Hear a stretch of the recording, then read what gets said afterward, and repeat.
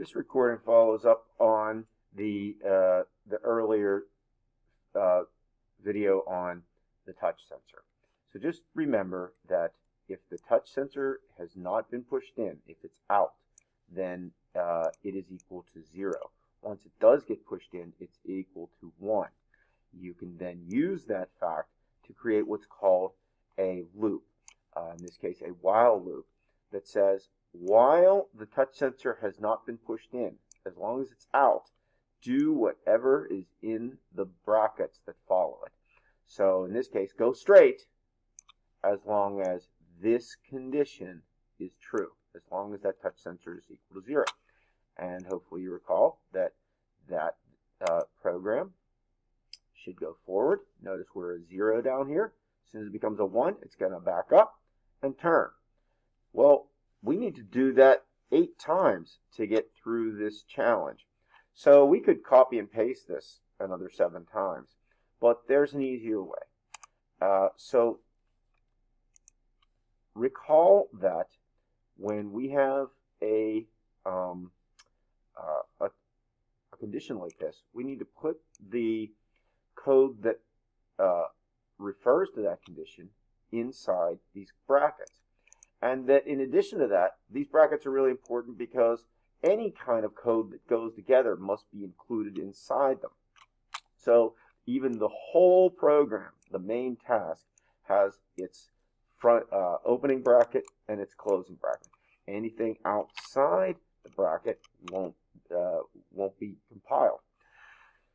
So right now, this says while the touch sensor is 0, go forward, then turn, but we need to do that again and again and again. Well, here's an alternative way to do this. What if I put another while loop? And in this case, I'm going to say while true. So remember, as long as the condition is true, it will keep doing whatever is inside the brackets that are attached to this condition. Well, true is always true. So therefore, whatever is inside the brackets that refer to this condition, it will do again and again and again, essentially forever.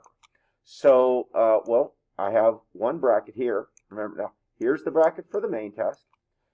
Here's the bracket for the condition that I just created. And then these 2 brackets were for the touch sensor when the touch sensor is in. So we're getting kind of complicated. But what I want to do is take this whole thing, which was go forward while the touch sensor is pushed, and then turn, and I want to put that inside this forever loop. So here's the open. Here's where the that set of behaviors ended. So I'm going to put my closing bracket right there. And so what's going to happen?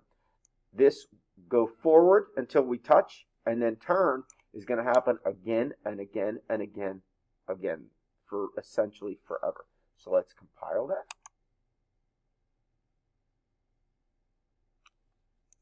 Let's download it. And let's see what happens. Forward. Notice we're 0. It's going to go forward till it turns to 1, and then it should turn. 1 and it turned. It backed up. Oh, and it turned too much. We need to try this one more time. I'm going to change this to 1500. This is Virtual Worlds has an error that they intentionally put into the program so that it's not perfect. It's like more like real life, where programs wouldn't work exactly the same way every time unless you have some sensor fixing it. So let's try this again.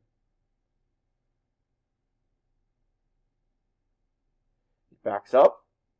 It goes, now it's on, it says, well, do it again, because true is still true. And forward and back up. And now is true still true? Yes, do this again.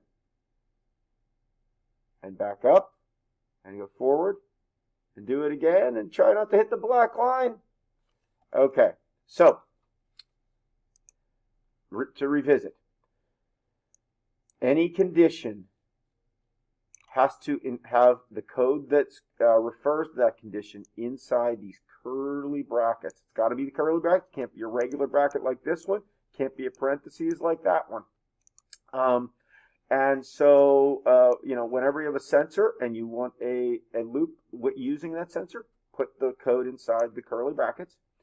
Then there's this other, what's called an infinite loop we can use, which is called while true. And if I want something to just do it again and again and again forever, I can take my bracket at the beginning and at the end. And by the way, in this case, I wanted pretty much everything to keep on going. I just put, this is the very last bracket. That always goes with the main. That has to be the last bracket. So then I had put my while true bracket just before that. So it's going to do this again and again and again. So that's your sort of introduction to conditions and while loops and the infinite loop while true.